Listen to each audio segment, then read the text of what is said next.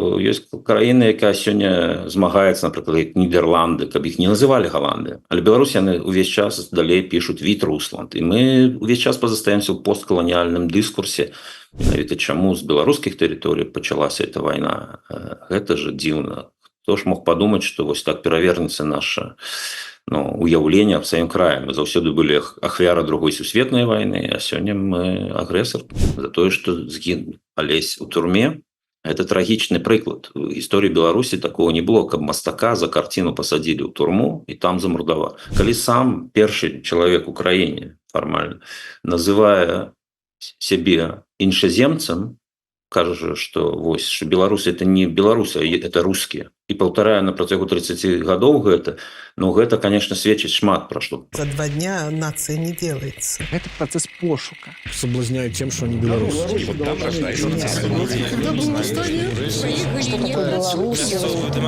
Честность – это не национальная идея. Працягваем шукаць, прамаўляць, намацваць беларускую нацыянальную ідэю.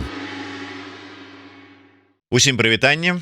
В эфіры чарговы выпуск праграмы «Ідэя X». Праграмы, падчас якой мы працягваем шукаць, прамаўляць, намацваць беларускую нацыянальную ідэю.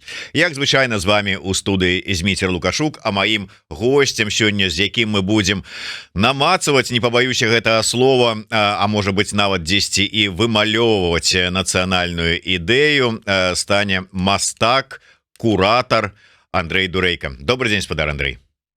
Добрый день, вітаю. Вы так сказали, можешь сказать яшчэ не просто мастак, але і куратор у нас на фоне этих усіх палітычных падзеяў і того, что адбываецца, эти слово куратор некое двойное такое значение, ассоциации адразу выклікае.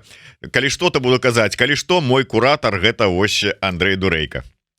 Да. Мы з тых часоў, напэўна, яшчэ, калі гэта слово да мастацтва не мела дачыненняў, і, конечно, у часы савецкія яно значыла зусім іншае, так што можам жартаваць. І я нават спадзяюся, што можа калі-небудзь нашы там архівы будуць адчынены, і мы знойдзем сапраўды больш ведаў інфармацыі ад тых куратараў, якія сачылі за мастацтвам у 60-х, 80-х гадах у Беларусі. Дарэчы, а вось сапраўды такая вось тэма, можа быць не зусім па тэме, але яна ж ўсё звязаная. Мастак, вот мастакам навошта куратары? Вот што, я не ведаю, для рэжымаў, для палітычных рэжымаў, якую пагрозу можа ствараць мастак, што да яго патрэбна куратара прыстаўляць? Я б не рабіў сувязі з рэжымамі. Гэта профессия сёння, гэта уже дакладна профессия, хотя ў некаторых краінах это не вызначаецца як профессия, а як абслуга вызначаецца. Нават гэта пункту гледжання падаткі вельмі розныя, у 2 разы большыя. Так што гэта пытанне, оно не столькі можа палітычнае, сколькі ўвогуле навошта мастаку патрэбны куратар. Мастаку можа не патрэбен, скажем, але пытанне ў тым, што сапраўды псіхалогія мастака, яна звязана з тым, што яму патрэбна дапамога. Альбо наадварот, ёсць такая рэч, мастак мае суб'ектыўны погляд на сваю творчасць, а нехта можа гэту творчасць аб'ектывізаваць і больш за тое прэзентаваць. І вось менавіта куратар, як ужо, скажем, творца выстаў, вельмі даволі часта патрэбны для мастака. Тым больш, калі мастак уже, напрыклад, не жыве. Уже не жывыя альбо гістарычныя постаці. Так што тут вельмі такая прафесія патрэбная, яна даволі даўняя, але прафесія вызнана толькі ў 20 стагоддзі. Спадар Андрэй, вы так как бы спраектавалі гэта на сябе, тое, чым вы займаецеся, але кажучы пра палітычныя рэжымы, я меў на ўвазе куратараў ад спецслужб, якіх прыстаўляюць да мастакоў. Вось навошта, якая пагроза палітычным рэжымам ад мастака, што спецслужбы так уважліва за імі сачылі, а там вербавалі, куратараў прыстаўлялі. Чаму? Две рэчы, якія, напэўна, звязаны з мастацтвам. Мы даўно ведаем, што ўжо 500 гадоў дакладна мастацтва з'яўляецца тым артам, як арцам, у грэческім значэнні, і значыць яно стаіць на тым самым узроўні, як, напрыклад, філасофія. Мастацтва ёсць адна з функцый думкі. Падставовая рэч думкі гэта пошук праўды і свабодны пошук праўды. Так што свабода і праўда, мне здаецца, две рэчы, якія небяспечныя для рэжымаў, і, конечно, таму за імі сочыць вельмі важна. І, конечно, моц, тая прыгажосць мастацтва альбо моц мастацтва, не заўсёды прыгажосць, яна, конечно, мае беспасрэдную уладу над думкамі і сэрцамі людзей, а таму і вельмі важна сачыць за такімі людзьмі. Дарэчы, калі ўжо пра філасофію, мы вот акурат такі і вярнуліся да нашай асноўнай тэмы нейкіх філасофскіх развагаў. Ведаеце, я некалькі разоў ад сваіх гасцей менавіта гэтай вось праграмы пра нацыянальную ідэю чуў такую фразу, што так нацыянальная ідэя, яна даўно вядомая, яна ёсць, яна там, ну, по-рознаму, хтосьці з музыкаў кажа, яна зашыфраваная вось у такой-то песні, там паэт кажа у такім-то вершы, а можа быць яна недзе ёсць зашыфраваная у нейкай карціне, у нейкім мастацкім творы, і вы мне зараз назавеце гэты твор, пакажаце яго рэпрадукцыю, і мы разыдземся і праграму закрыем. Ну, я думаю, что, конечно, такие творы есть у кожнай нацыі, у кожнага народа, у кожнай краіне. Пытанне ў іншым, што мы разглядаем калі ў сённяшнім дні альбо ў гістарычным плане. І тут, конечно, карціны змяняюцца, тому што мы заўсёды ёсць такое патрабаванне, і гэта, і таму мастацтва ёсць патрэбным, што яно стварае гэтыя вобразы. Як яны трапляюць у нерв, гэта вельмі цікавы момант. Ну, напрыклад, магу прызнаць адзін з твораў, які іканаграфічны, напрыклад, з нашых часоў, 10-15 гадоў таму, напрыклад, праца Алексея Лунёва «Нічога няма», якая стала мемам, якая, можна казаць, такой іконай беспрадметнасці стала, і якая выражае шмат якіх падзей, і якая пра шмат што кажа, і пра традыцыю даўнішнюю, скажем, нават пра супрэматычную, альбо пра традыцыю канцэптуальнага мастацтва, але і сведчыць амаль што ў такім сацыяльным моманце, тады сведчыў аб тым, што нічога няма, альбо той крытычны дыскурс пра адсутнасць у Беларусі шмат якіх падставовых рэчаў. Ну, напрыклад, музей сучаснага мастацтва, якого да сённяшняга дня не існуе. А тады пытанне, што ж гэта за краіна, і ці можа называцца краінай тое месца, якое не мае, напрыклад, музей сучаснага мастацтва. Ведаеце, у мяне дзіўная асацыяцыя, калі вы сказалі пра карціну «Нічога няма», я адразу хацеў так пажартаваць, што гэты мастак і гэта карціна, гэта такі ваш у мастацкім асяроддзі Акудовіч, з яго «Мяне няма». А потым падумаў далей, а чаму вот у беларусаў сапраўды вот гэтая тэма адсутнасці такая важная? У філасофіі «Мяне няма» Акудовіча, у мастацтве «Нічога няма» з карцінай гэтага мастака вамі узгаданага. Вам от да вас тут просто як да творчай асобы таксама гэта важна для беларускага, можа быць, характара там ці менталітэта, вось гэта нейкая адсутнасць. Ну, я думаю, гэта важна для нашага часу менавіта, для той пазіцыі ў краіне, якая шмат якіх пазіцый папросту не знайдзена. І гэта пошук. І, конечно же, базісны пошук, калі мы будуем нешта новае, а па сутнасці, Беларусь, хоць мы і ведаем, як незалежная краіна 100 гадоў, але па сутнасці мы будуем апошнія 30 гадоў і даволі дзіўным чынам, да. І таму, быць можа, вось, скажем, гэты мем, альбо гэтая установа, гэта пазіцыя адсутнасці, яна вельмі важная. І наадварот, яна мае такі момант, скажем, матора, што па сутнасці немагчыма ўявіць такую абстракцыю, калі нічога няма. Заўсёды нешта існуе. Таму гэта пазіцыя як бы абстракцыі, яна вельмі мастацкая. І мне здаецца, кожны, хто стаіць перад гэтым нішто, як там перад чорным квадратам, у яго пачынаюць працаваць думкі, эмоцыі, і гэта і з'яўляецца вось такім, чым я назваў гэта іконай. Што ў нейкім сэнсе это іканаграфічны падыход, калі чалавек пачынае разважаць пра рэч.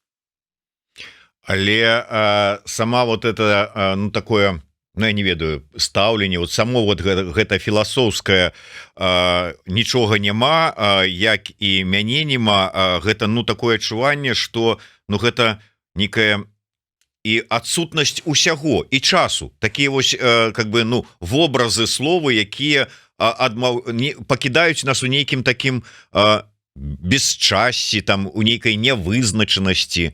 Это нормально? Это вельмі нармальна. Я думаю, што гэта падставовая рэч для мастацтва, менавіта для механізму мастацтва. Менавіта гэты стоп-кадр, які праз час можа рухацца, ён, мне здаецца, і ёсць прызнакам, зноў жа, мастацкай альбо філасофскай думкі, таму што тыя думкі, якія мы ведаем, якія захаваліся там нават на паперы 5000 гадоў прыкладна, якія мы можам чытаць, мы звяртаемся да іх зноў і зноў.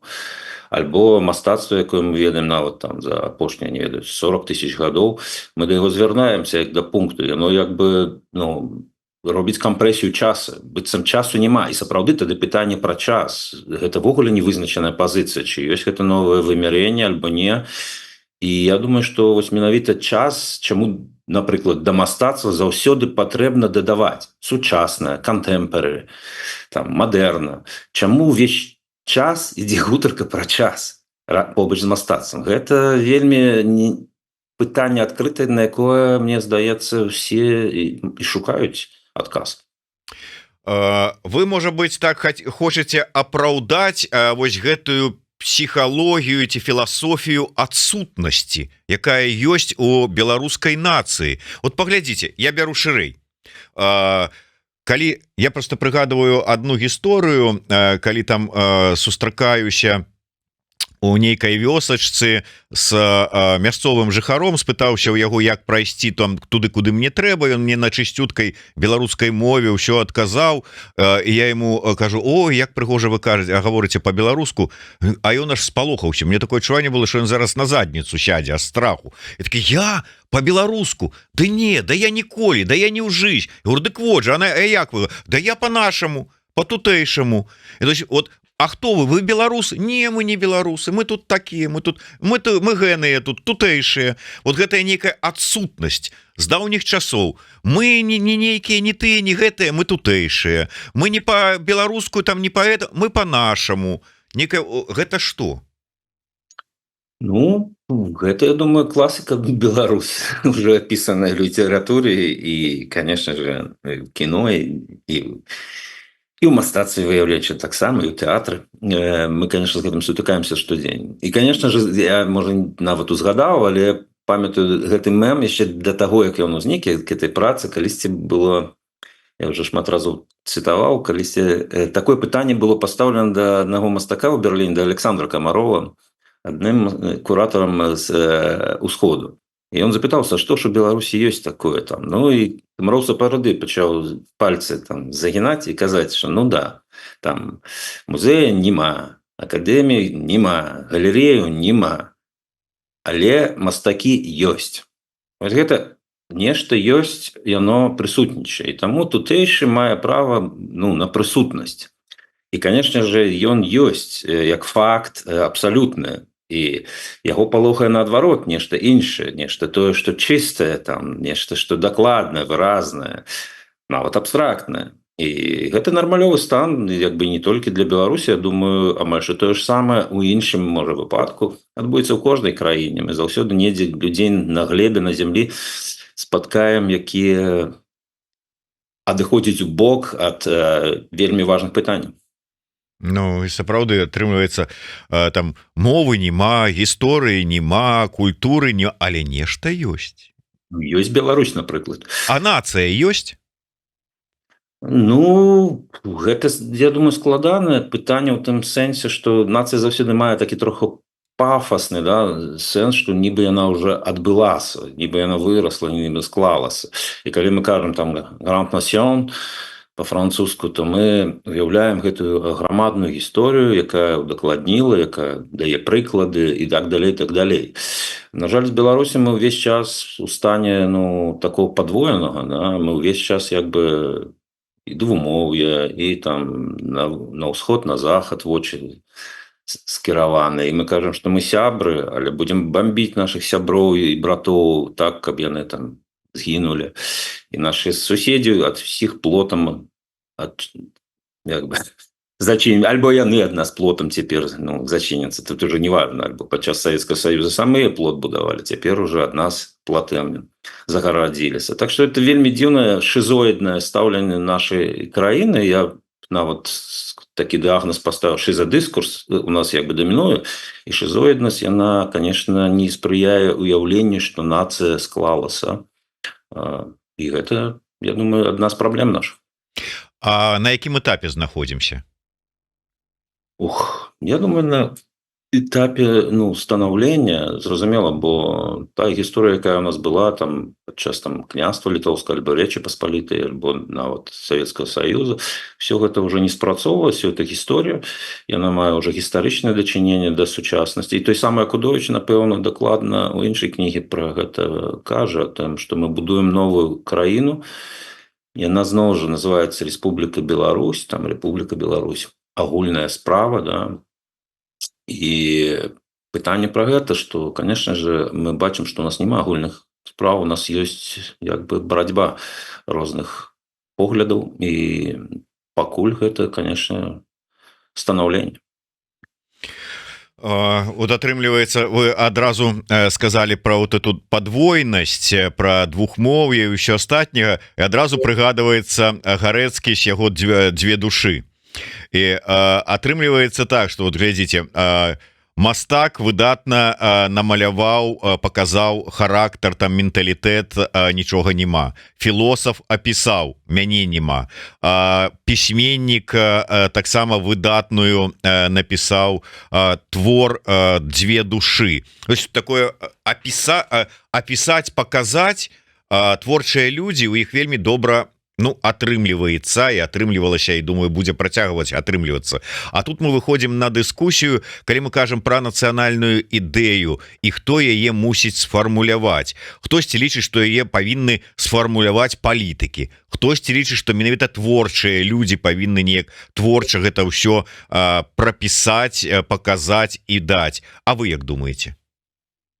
Нацыянальная ідэя хто павінен нарадзіць? Можа, мы чакаем, пакуль дурэйка нам вот гэта ўсё як мастак вот дзе-нибудь там вымалюе?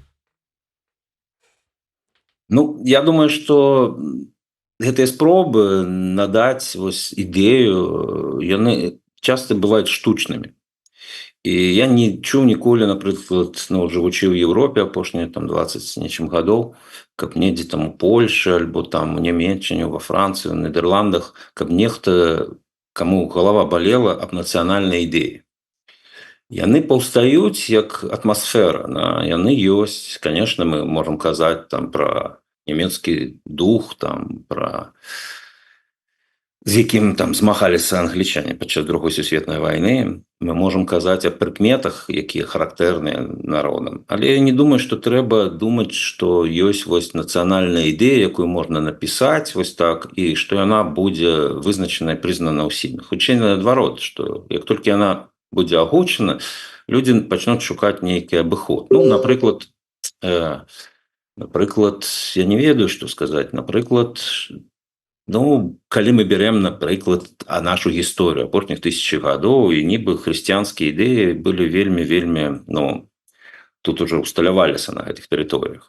Але ж мы зразумеем, што і іх інтэрпрэтацыя падчас рэфармацыі, альбо наадварот пасля позніх часоў, 19-20 стагоддзя, яны зусім змяніліся, і ўжо яны не працуюць у тым сэнсе, як бы яны маглі быць як нацыянальная ідэя. Больш за тое, што гэта ідэя можа і ввогуле не нацыянальная. Цяжка ж сказаць, што там Іспанія застаецца там вось хрысціянскай краінай. Альбо тое, што сёння адбываецца ў Расіі, якая кажа, вось мы за традыцыйныя, гэта будзе нашым сённяшняй ідэяй. Мы бачым вычварэнне, альбо той зноў жа шизофренічны падыход да гэтых ідэяў, стварэнне гэтых жалезных храмаў, альбо вось тыя вызванні там святароў, якія кажуць, ідзіце, забівайце украінцаў і так далей, і так далей.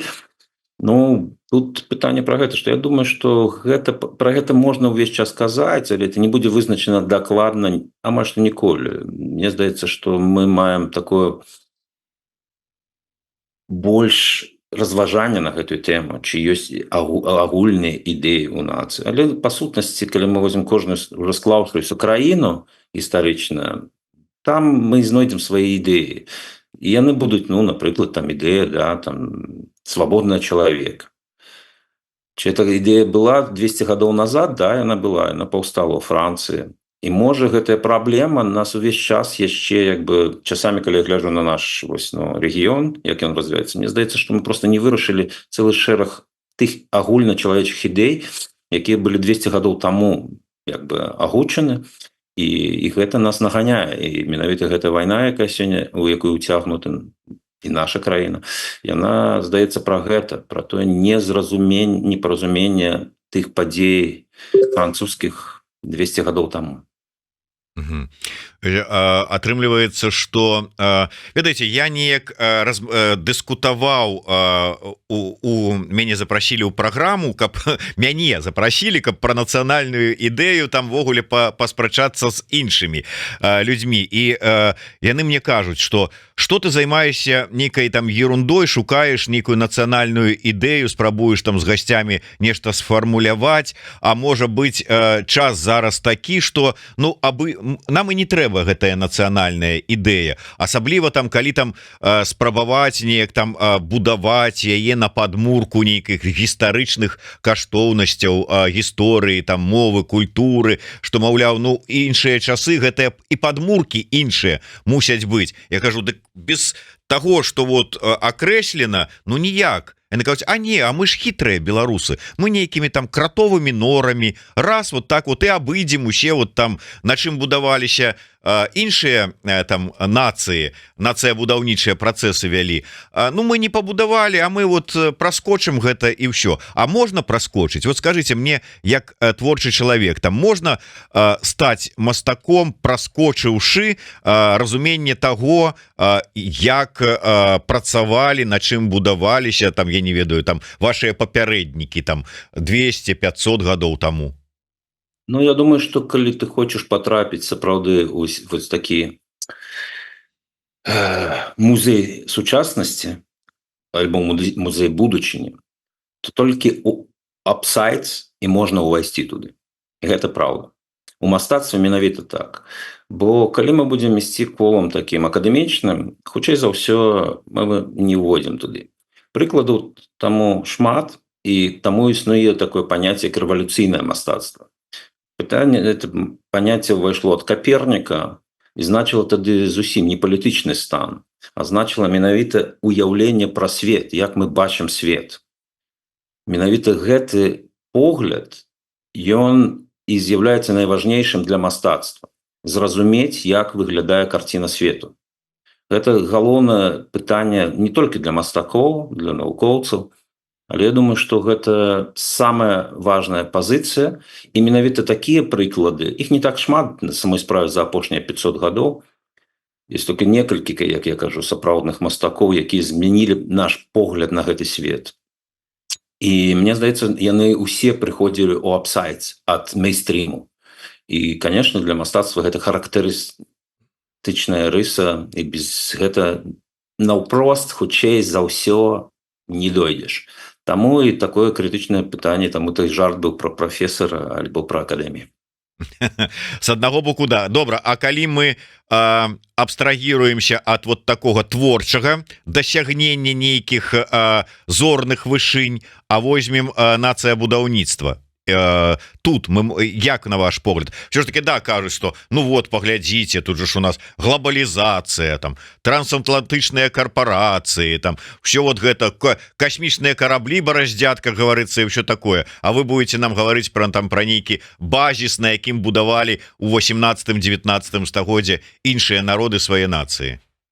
Ну, я думаю, што базіс нам патрэбны, гэта безумоўная рэч, альбо калі мы кажам там, альбо казалі про то, што украінскі майдан кіеўскі быў рэвалюцыяй годнасці, ён сведчыць амаль што пра гэта, і не толькі украінскі прыклад, альбо краін балтыйскага рэгіёна падчас развала Савецкага Саюза, альбо Польша ў 80-е, альбо нават Іспанія і Партугалія ў 70-е, і так далее, і так далее. Гэта не толькі прыклады, альбо Індыя яшчэ раней. Гэта пра гэтую годнасць. Безумоўна, без гэтага чалавек, без гэтай годнасці, без разумення, хто ён ёсць, вось пра гэта тутэйшае вяртаючыся, амаль што немагчымы рост. Таму я думаю, што ну гэта нармалёвая рэч зразумець, хто ты ёсць. Гэта такі стан, ну, падлеткаў, калі 12-14 гадоў, яны задаюцца пытанне, адкуль іх карані, якая іх мова, хто іх бацькі, дзяды і так далей, так далей. Так што гэта нармалёвы стан нават і для ўсёй нацыі, якая яшчэ расце, якая не зразумела да конца. І таму гэта вельмі важна, бо без гэтага як бы, ну, самапавагі гэтай, ну просто праз усё жыццё будуць недарэчнасці, ты ад іх не пазбавішся ніколі, і табе на это заўсёды будуць паказваць, што і адбываецца з Беларусі, калі ну не ведаю, вось прыклад, для чаго называе нас гэтая краіна, у якой мы ў адным саюзе, ну няма больш цеснай, як Расія. Чаму заўсёды шыльды гэтыя Беларусія? Што это за звер такі? Чаму ніколі там, ну, міністэрства там альбо яшчэ нехта не змагаецца нават просто за аўтэнтычную назву, за саманазву? Няхай уже і у такім, ну, постсавецкім дыскурсе, але нават, ну, савецкія часы, здаецца, Беларусь называлі Беларусі, а не Беларусіяй. І такі прыклад. Ну, тое самае не толькі з Расіяй адбываецца, з іншымі краінамі. Напрыклад, калі Нямецчына ў 20-м годзе наконец вызнала гэта і больш няма ніякой Вайс-Русланд, то ёсць краіны, якая сёння змагаецца, напрыклад, як Нідерланды, каб іх не называлі Галандыя. Але Беларусь яны ўвесь час далей пішуць Віт-Русланд. І мы ўвесь час пазастаемся ў посткаланіяльным дыскурсе. Таму так важны падставовыя рэчы. Дарэчы, посткаланіяльны дыскурс і наше как бы такое адчуванне сябе як нейкай, ну можа быць, людзьмі там другога сорту, там гатунку ці яшчэ што-небудзь. Як з гэтым змагацца, як гэта перамагчы? Ці ёсць гэта ў беларускіх мастакоў? Ну, гэта пытанне, конечно, да кожнага асобна. Безумоўна, скажем, у мае пакаленне людзей мы адчувалі сябе такімі пакаленнем рэпрадукцыйным, да, ад слова рэпрадукцыі, бо наш досвед о мастацтве і святовым, і сучасным быў вельмі абмежаваны толькі тэрыторыяй Савецкага Саюза, і гэтыя зборы там яны былі не настолькі аграмадныя, шмат рэчаў важнейшых для мастацтва, ну просто немагчыма было пра іх ведаць, бо немагчыма было іх пабачыць.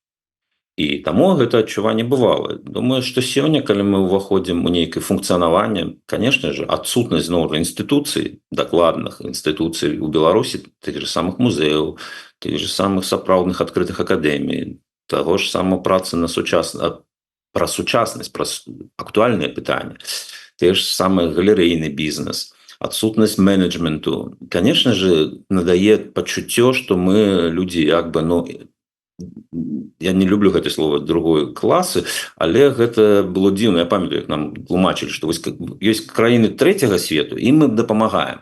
А вось ёсць краіны такія, як Беларусь, другога свету, і ім не трэба дапамогі. Яны не такія бедныя, не такія нездольныя. Глядзіце, у вас шмат выдатных людзей, якія самыя могуць адукацыю, самыя заплаціць. І таму для вас няма нічога, як бы ніякай падтрымкі ў тыя часы, як я вучыўся, не было. Так што гэта, ну, сапраўды невырашанае пытанне ў краіне, яны цягнуць, ну, за сабой праблемы для асобы, і тады ўжо пытанне самой асобы. Але мы маем прыклад, ну, вось, ну, не ведаю, там, Нобля, да, літаратурного, там, альбо мы маем яшчэ там іншых людзей, прафесароў, там, альбо мы маем тых же мастакоў, якія ўжо ў калекцыях вялікіх музеяў знаходзяцца. Так што я не думаю, што у гэтых людзей ёсць комплексы другасортнасці альбо другого класа. Вы, кажучы пра вайну зараз, якая ідзе ва ўкраіне, сказалі, што гэта нас даганяе такім чынам, ну как бы не пройдзены наш пэўны шлях, які там прайшлі ў свой час, там французы праз французскія рэвалюцыі, можа быць, брытанцы праз свае таксама ўсе гэтыя паўстанні. А без гэтага ніяк? То есть без крыві, без болю, без смерці неяк так вот не працуе? Ну, нам здавалася 30 гадоў таму, што это магчыма. І, дарэчы, ну, тая незалежнасць, якую Беларусь атрымала ў 91-м, мне здаецца, было прыкладам, што магчыма, хаця, конечно, мы не наіўныя і ведаем, што кроў і тады лілася, можа, не ў такіх, ну, не ў такіх маштабах. І гэта нас даганяе. Тут же пытанне не пра саму нацыю часамі, што, можа, украінцы ж яны ж не пачыналі нейкай вайны, ні на каго не нападалі, яны будавалі сваю краіну. Як будавалі? Там можна па-рознаму ставіцца, Менавіта ж праблема не ад іх узнікла. Менавіта чаму з беларускіх тэрыторый пачалася эта вайна. Гэта ж дзіўна. Хто ж мог падумаць, што вось так перавернецца наша уяўленне аб сваім краі. Мы заўсёды былі ахвяра другой сусветнай вайны, а сёння мы агрэсар краіны. І як з гэтым працаваць, гэта вельмі складана. Гэта абсолютно змяніла усе наши падыходы. Я думаю, что это датычыцца сёння кожнага чалавека, кожнага грамадзяніна Беларусі, як папросту з гэтым рэвалюцыйным у каперніканскім сэнсе. Як это мы, тыя, хто змагаліся за мір заўсёды, сёння краіна-агрэсар, чаму мы дапамагаем забіваць ні ў чым не вінаватых наших суседзей. Дарэчы, тая ж самая Украіна, яна ў прынцыпе як і Беларусь 30 гадоў таму, здаецца, там без крыві, прынамсі там без вялікай там крыві атрымала гэтую незалежнасць і здавалася ўсё можа быць. То есть шлі фактычна паралельным шляхам. І у тым ліку і ў нейкай так вось самасвядомасці, самаідэнтыфікацыі, вот это нацыя нейкая такога узмацняльных працэсах таксама дзесьці блізка былі. Хаця, конечно, там ўсё ж таки больш было і нацыянальна свядомага, але тым не менш. А вот здарыўся потым 14 год. І дзесьці ў 15-16 годзе, нават на той час, мне знаёмыя з Украіны казалі на той час нават ужо, што ніхто так больш не зрабіў для узмацнення настрояў нацыянальна-будаўнічых вось гэтых ва Ўкраіне, ніхто так больш не сцэментаваў нацыю, чым вось гэта расійская акупацыя. А ўжо 22 год і тым больш. Я зараз тады вот слухаю вас і думаю пра беларусаў з гэтай мерцаючай нейкай такой нацыянальнай свядомасцю, што вот атрымліваецца без такіх вось пакут і сілавога прымусу да ўсведамлення нацыябудаўнічыя працэсы ў Беларусі немагчымыя. Тут цяжка прагнозы ставіць. Выглядае, што так, потому что мы ўжо ўвайшлі ў гэты працэс. Тут толькі пытанне, ці сапраўды беларусы будуць, колькі крові будзе каштаваць, потому что беларуская кроў уже льецца. І самі беларусы себе знішчаюць. Той шэраг эміграцыі, ты все турэмныя пасадкі, ты выгнанне людзей, гэта таксама кроў дакладна. І ці яна будзе цэментаваць, гэта вельмі складанае пытанне, тому што гэта вайна яшчэ не выйграна ні адным, ні іншым бокам. Ад гэтага залежыць. Я думаю, мы ведаем досвед з нашай гісторыі, калі просто наша краіна перастала існаваць пасля 3 падзелаў, і мы прайгралі тады тое, за што сёння зноў змагаемся, можа, за пошук вось тых усіх падставовых рэчаў. Бо мы просто зніклі былі, просто нават мова была забаронена дзесяцігоддзямі. Так што тут дзівіцца, і тут таму і прыходзіцца людзям змагацца до конца. Ці Беларусь пойдзе по этому сцэнарыю? Відавочна, да. Але невядома, ці гэта будзе настолькі крывавая падзея, як на тэрыторыі Украіны. Наколькі вось у гэтых працэсах узмацнення нацыянальнай свядомасці могуць, а можа быць мусяць, я не ведаю, творчыя людзі спрацаваць, ці магчыма гэта ўвогуле? Вось мы з вами не так давно бачыліся ў Варшаве, дзе вы займаліся, адкрывалі, былі куратарам стварэння выставы, прысвечанай памяці Алеся Пушкіна. І гэта памяць, гэта ушанаванне, але калі браць больш глобальна у такіх, у росце там ці падштурхоўванні там, ці я не ведаю, як тут сказаць правильно, нацыянальнай свядомасці беларусаў, куратары, мастакі могуць адыграць сваю нейкую ролю? Я думаю, гэты прыклад вельмі добры, чаму менавіта і ўзяўся за эту працу, за выставу Алеся Пушкіна, якая называецца «Автолайф», пасля жыцця. І я думаю, што просто Алесь з'яўляўся тым прыкладам, таким мастаком, які мог аб'ядноўваць розныя позіркі, левы і правы дыскурс, напрыклад, які просто сваёй важнасцю, сваёй мужнасцю, нават тым прыкладам, як чалавек, рэгулярны мастак, размаўляе з Цэзарам, там з прэзідэнтам наўпрост альбо звяртаецца. Гэта вельмі важны прыклад для разумення, як мастацтва можа працаваць. Больш за тое, акцыянізм, палітычны акцыянізм у мастацтве – это вельмі важная падзея, якая адбылася у 90-х годах у Беларусі. Сёння яна далей працягваецца, і мы маем прыклады іншых беларускіх мастакоў, ну, напрыклад, як Алексей Кузьміч, альбо Яна Шостак, альбо Марина Напрушкіна, якія ў гэтай галіне працуюць, якія таксама з'яўляюцца аграмаднымі прыкладамі, альбо мы возьмем іншыя, напрыклад, літаратуру, возьмем Бахаревич, там, Алексеевич, і так далее, и так далее. Мы можем назваць шмат прыкладаў, где мастацтва играе аграмадную роль, і падзеі 20-го года подтвердзілі, што гэты крэатыў, пра які казалі, калі нехта 20 гадоў таму займаўся вулічным такім акцыянізмам, то показала, як мільёны людзей, якія выйшлі на вуліцы беларускія, наколькі яны былі крэатыўныя, якія карыстались тым самым метадамі, якія ўжывалі гэтыя мастакі просто за 20-30 гадоў до таго. І это выглядала цудоўна, на мой погляд. Пытанне, наколькі далей будзе развіццё з гэтым, гэта складанае пытанне, тому што цяпер уже не ідзе гутарка толькі пра мастацтва, цяпер ідзе гутарка пра элементарнае чалавечае, пра то, што людзей забіваюць за тое, што згінуў. Алесь у турме – это трагічны прыклад. У гісторыі Беларусі такого не было, каб мастака за карціну пасадзілі ў турму і там замурдавалі. Гэта ўжо тое, што робіць яго не проста чалавека, а робіць міт. А міты у народзе, яны звязваны, яны ўжо і ёсць этот бетон, яны цэментуюць нацыю, таму што сёння такі прыклад, як зноў жа вяртаючыся да Алеся, да Пушкіна. Я думаю, што ў гісторыю пантэон беларускага мастацтва ён увайшоў яшчэ раней, але цяпер гэта проста абсалютная падзея. Аддаць жыццё за мастацтва, за свае ідэі – гэта абсалютная ахвяра, якая просто цябе выносіць па-за ўжо мастацкі ўзровень, а стварае з цябе міт. І далей, ўсё, што хочаш, можна рабіць. Ён не знікне, як шмат іншых мітаў беларускіх, будь то Скарына, будь то Каліноўскі і так далей, і так далей. Так што гэтыя людзі становяцца жывыя, якіх мы ведалі, становяцца цэментам нацыі.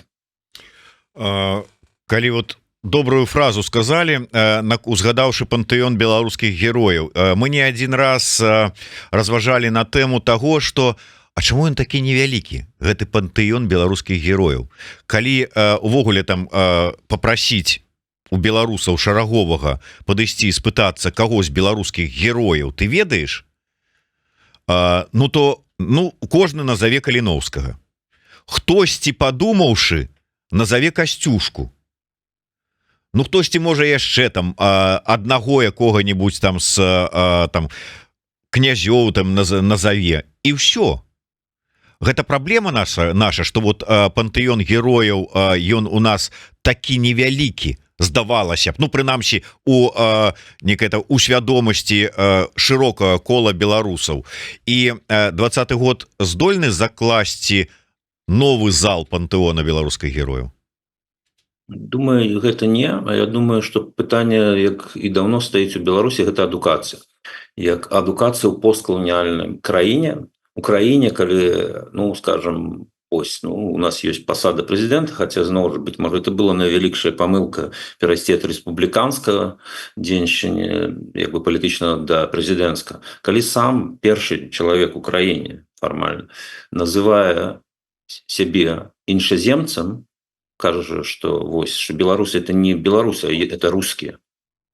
І паўтарае на працягу 30 гадоў гэта, гэта, конечно, сведчыць шмат пра што. Першае, пра палітыку, культурную і нацыянальную.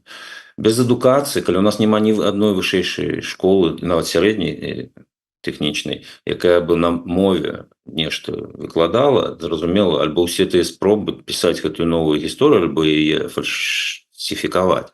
Это ж праблема. І тое самае з мастацтвамі зусім. Кожнай галіне. Добра, я заўсёды кажу, што я там кампетэнтны толькі ў сваёй галіне, у выяўленчым мастацтве, таму я пра гэта больш за ўсё кажу. Але праўда ў тым, што мы маем аграмадную праблему адукацыйную.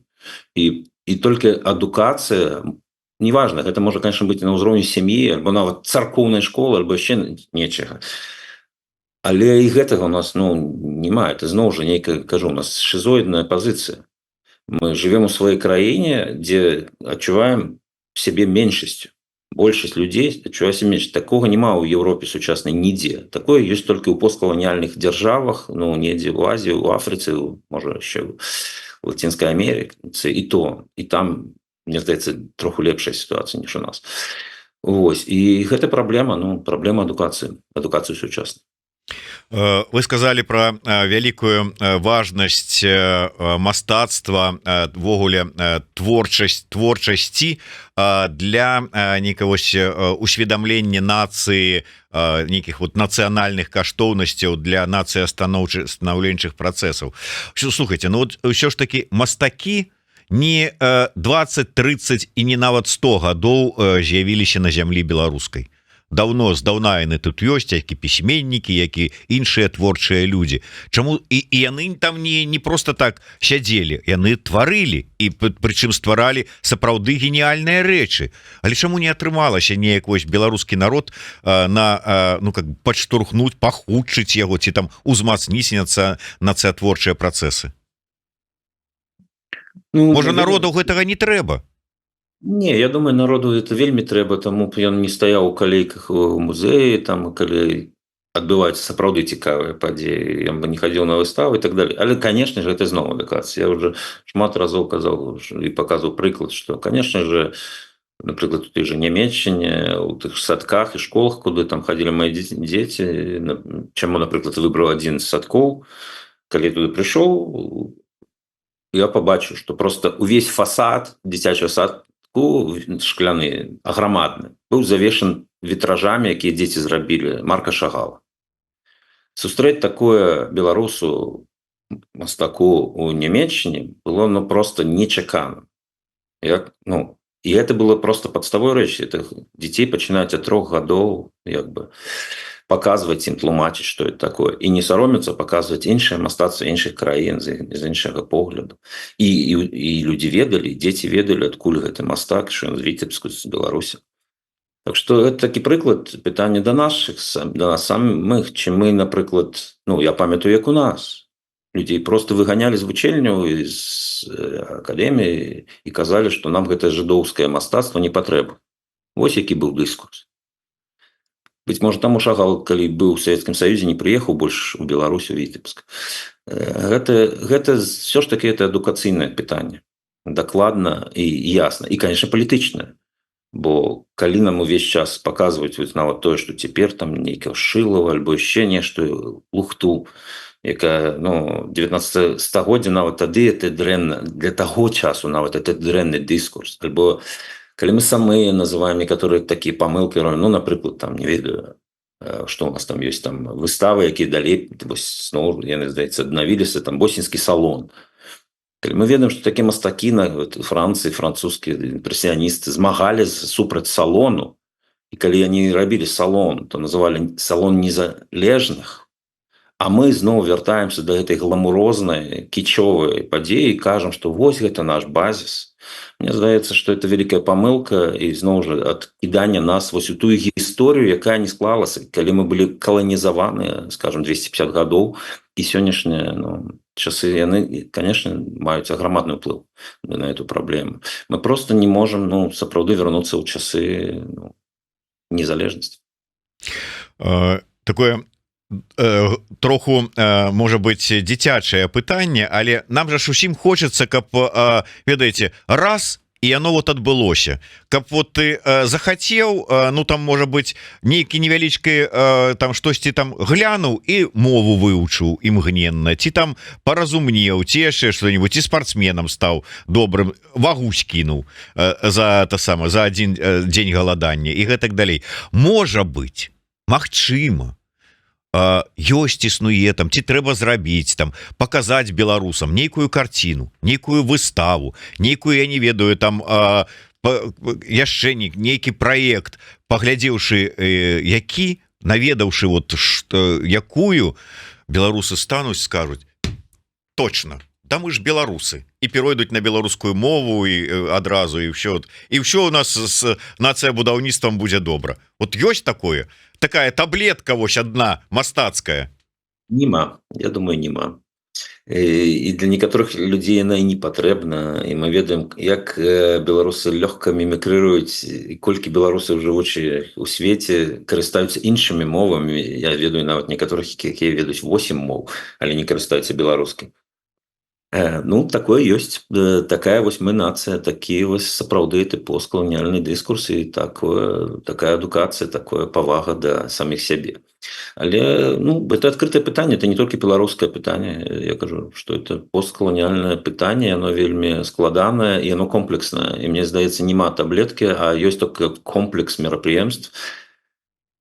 Не одна выстава павінна быць шэраг выставаў, павінна быць магчымасць штодзённа дотыку да мастацтва актуальнага, да мастацтва, якое кажа о сучаснасці, а лепшыще о будучыні, футурыстычным.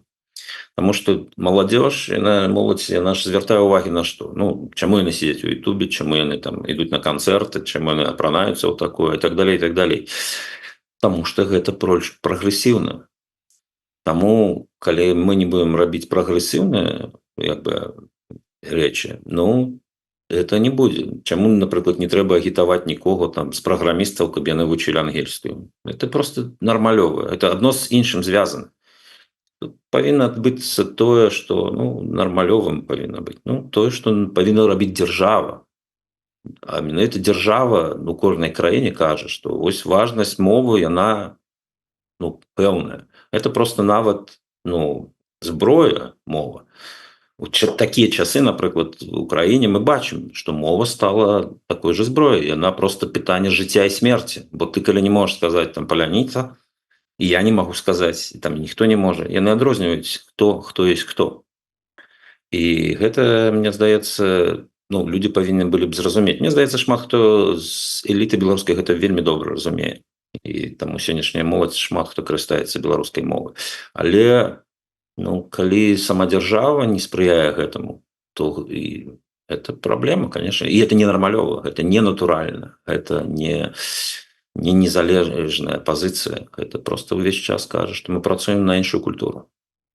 Вось вы узгадалі чалавека беларуса, які ведае 8 моваў, але не ведае беларускую. Вы, калі я не памыляюся, гадоў 20 як з'ехалі з Беларусі. Вось жывіце ў Нямецчыне. А навошта вам 20 гадоў жывучы ў Нямецчыне гэтая беларуская мова? Як і гэтаму вось таксама беларусу, які жыве за мяжой, не ведаю колькі, ведае 8 моў. Ну і выдатна, на што яму беларуска? Вот што з ёй рабіць? Ну, гэта сапраўды такое, як кажуць, практычнае пытанне, да? Ну, ён не то, што я не ведаю, ён не карыстаецца, я сказал, гэта розніца. І то, я ж не ведаю, можа, сёння змянілася за апошнія гады сітуацыя, бо я шмат людзей бачу, для якіх гэта змянілася. Я сам, пражыўшы ну, больш за 20 гадоў, у Нямецчыне ніколі не думаў, што прыйдзе той час, што я буду рабіць экскурсіі на беларускай мове пра сучаснае мастацтва, што я буду тут, у Нямецчыне, там, у Дюссельдорфе, размаўляць з людзьмі штодзень, што другі дзень на беларускай мове. Чаму это адбылося? Зразумела, чаму. Апошнія часы. Для мяне гэта ніколі не была праблема, але такое інтэнсіўнае выкарыстанне мовы і такога рэнесансу моўнага, як сёння, у мяне не было, ну, сапраўды, все 20 гадоў, а апошнія 2,5 гады вайны все змянілі. Таму што украінцы прыйшлі сюды. І галоўным карбланшам было першыя тыдні, месяцы. Гэта мова. Ад расійскай мовы людзі шарахаліся як, ну, сапраўды. І я бачыў гэта. Страх людзей да расійскай мовы. Як ад ворага, як ад небяспекі. І адзіны карбланш, які пазаставаўся ў беларусаў, гэта выкарыстоўваць беларускую мову. Гэта будавала масты паміж людзьмі. Гэта дало мне магчымасці, напрыклад, ну, зрабіць 5 выстаў з украінскімі мастакамі. Я ніколі не думаў, што такое можа адбыцца. Я не з'яўляюся спецыялістам у украінскім мастацтве. Але крок за крокам гэта адбылося з розных пунктаў гледжання. Быў гатовы, што мяне пашлюць услед за расійскім караблём. Гэта нармалёвы падыход як бы быў. Але все мяняла. І гэта было праз мову, праз беларускую. Не толькі праз беларускую, зразумела. Кожны, я думаю, тут хто жыве, валодае, ну, хаця б 3 альбо 4 мовамі. Гэта просто нармалёвы стан еўрапейскі. Спадар Андрэй, а як на ваш погляд все ж таки зацікавіць беларусаў сваім?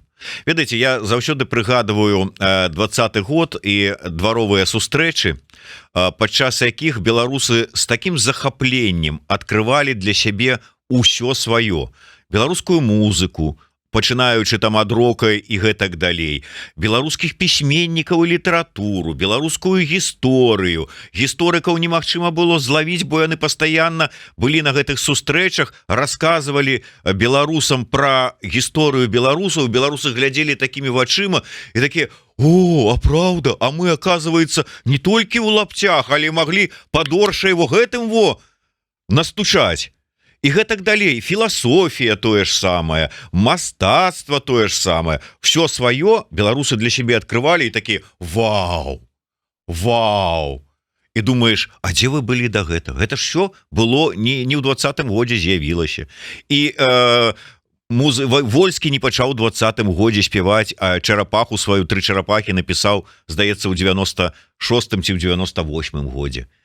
І з таго часу іх яны амаль што незменна так і гучаць. Ну, добра.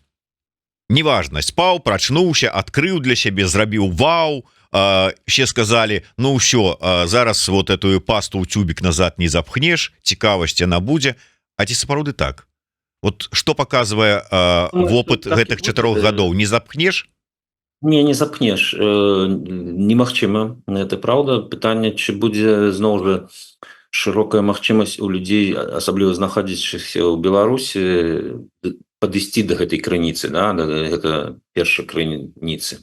Ну, бо глядзіце, мы маем аграмадны ліст забароненай рэччу. Мы маем знікшы кучу там неверагодна інстытуцый, якія існавалі, як там можна крытычна ставіцца, але яны былі.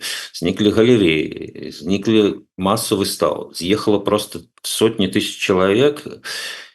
Амаль што уся маладая эліта мастацкая сёння, ну, альбо ў падполе Беларусі, альбо з'ехала.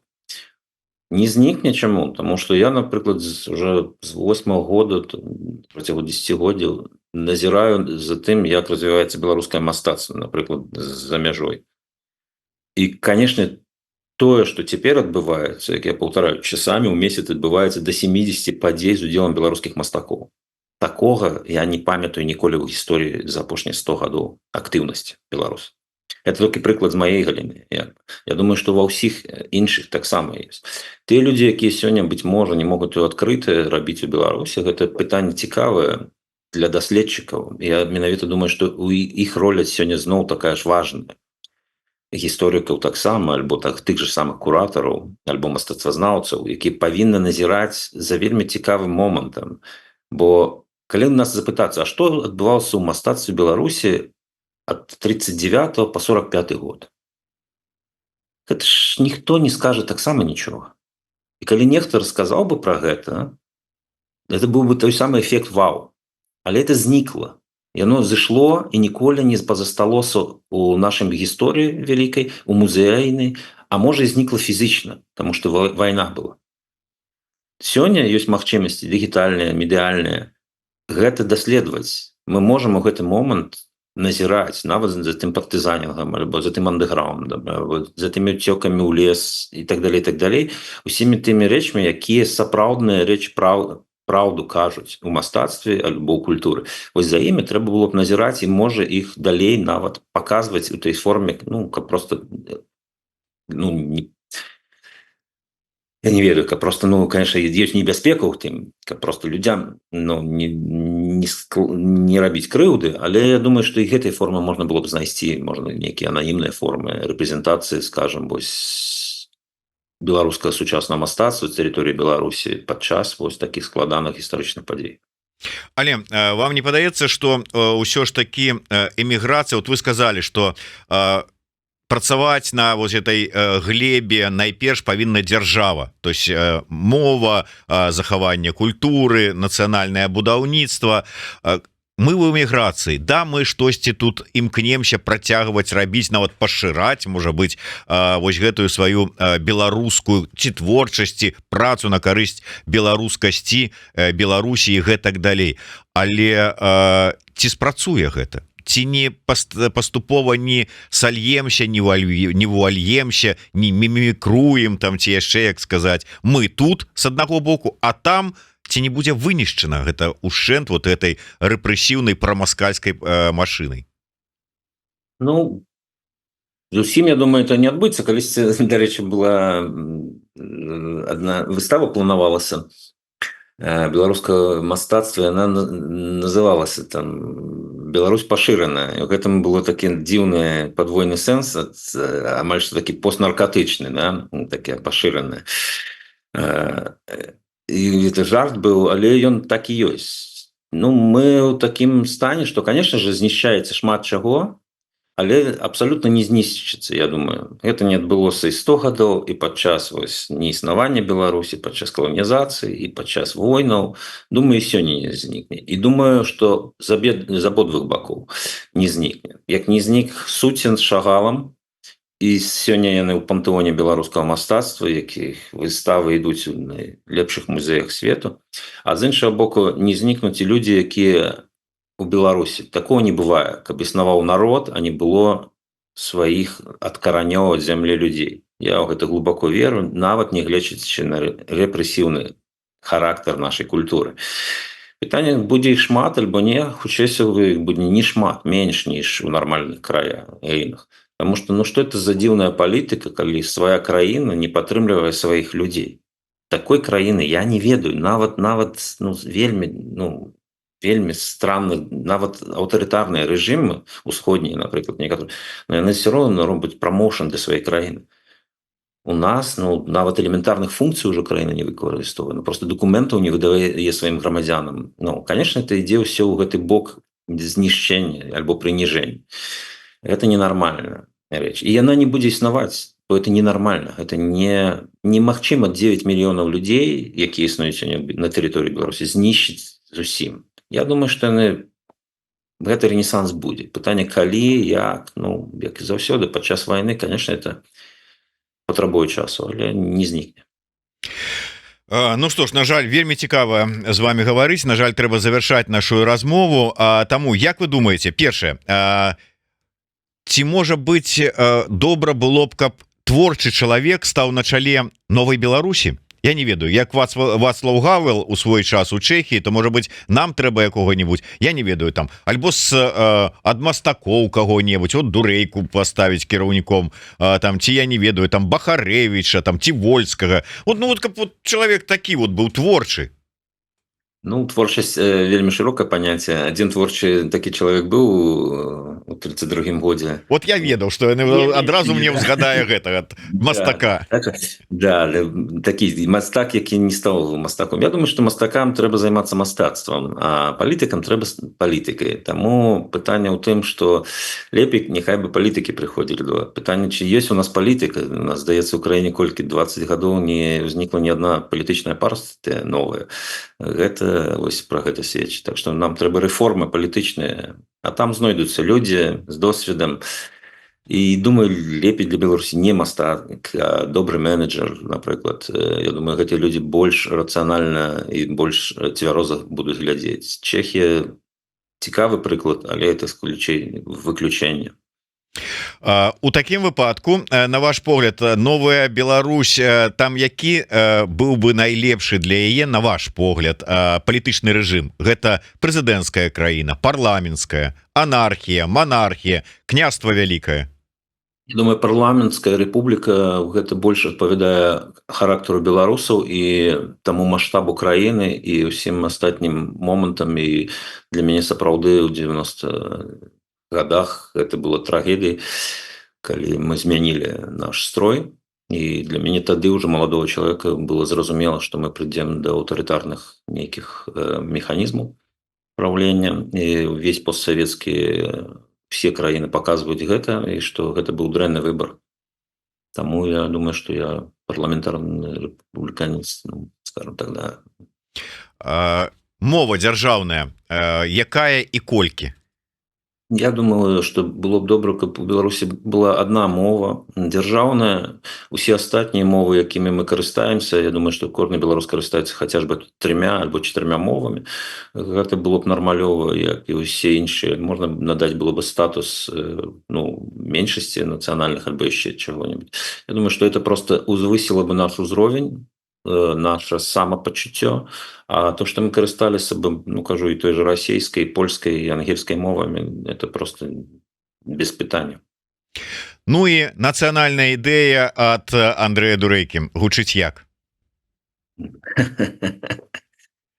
Нацыянальная ідэя. Я скажу просто: праўда і вера. Слухайте, а ўсё простае, яно, як кажуць, як квадрат Малевіча. Геніальна. Дзякую вялікі. Такая вось нацыянальная ідэя ад Андрэя Дурэйкі. Спадар Андрэй, вось гэтую кнігу я вам у якасці прэзента абавязкова, падзякі, дакладней, у якасці падзякі абавязкова прэзентую. Так што, калі ласка, ад і сябе, ад Еўрарады, ад праграмы «Ідэя X», гэта кніга ваша. Ці будзеце ў Варшаве, ці я у вас у Дюссельдорфе, ці ў Мінску. Да, есть до этой назвы каментар. А ідэя, я Бог, альбо я раблю. Это вельмі інтэрпрэтацыя вольная, але ў гэтым слове схаваная. Так што тут шмат пра што паразважаць. Ну да. Зараз буду, знаете, пасля того, як вы сказали, так вот подбородок вучыцца трымаць. Дзякую вялікі. Андрэй Дурэйка, Зміцер Лукашук. Слухайте, глядзіце, подписывайтеся, ходите на выставу и живе Беларусь. Живе вечно.